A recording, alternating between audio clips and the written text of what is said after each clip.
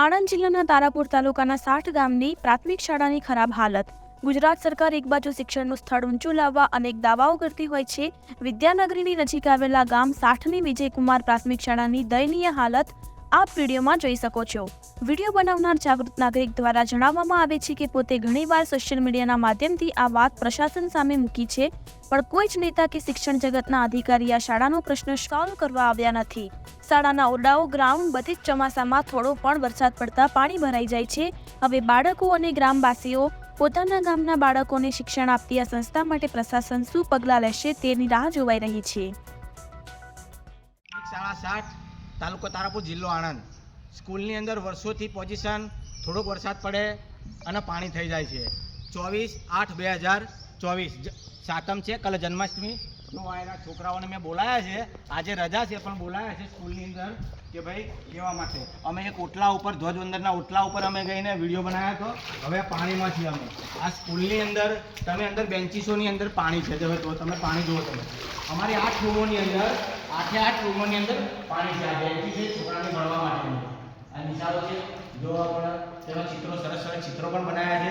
શિક્ષણ પણ મારા ગામનું સારું છે, તો ભવિષ્યમાં અમારું શિક્ષણ અમારા છોકરાઓનું બગડે નહીં તે અમારી સરકારની નમ્ર વિનંતી જલ્દીથી જલ્દી અમારું સ્કૂલનું કામકાજ કરે।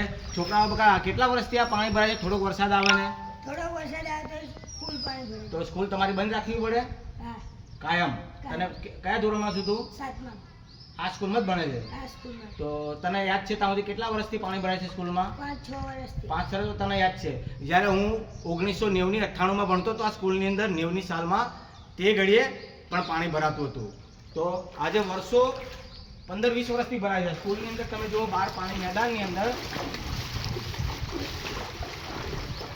પ્રશાસનને વારંવાર જાણ કરી છે, હું અધ્યક્ષ હતો 21-22માં, પણ કોઈ પ્રશાસને અમારી વાત સાંભળી નથી। કરી દઈશું સ્કૂલની અંદર આગળ પાણીનો નિકાલ થતો નથી, કારણ કે પંચાયત વારંવાર નિકાલ કરે છે, પણ પાણી નિકાલ કરવાની જરૂર નથી, સ્કૂલ ઊંચી કરવાની જરૂર છે। 4 ફૂટ 5 ફૂટ સ્કૂલો અમારી નવી બનાવવાની છે। બધી સ્કૂલોની અંદર પાણી છે, તો તમે સ્કૂલની અંદર 1-1 ફૂટ પાણી છે। આ ઓફિસમાં પણ પોતે પાણી છે, ઓફિસની અંદર આપેલી ઓફિસ। મનીષભાઈ તમે જોઈને આવ્યા ને પાણી છે ને અંદર? છે બરાબર।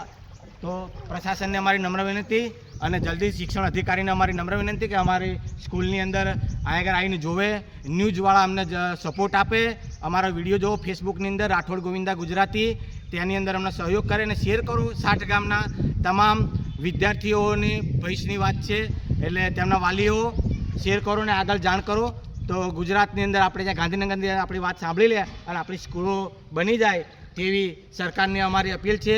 અને તારાપુર અને આણંદ જિલ્લા શિક્ષણ વિભાગ, તાલુકા પંચાયત પણ અમારી સ્કૂલની અંદર કલેક્ટર સાહેબ જોવા આવે તેવી અપીલ કરવી।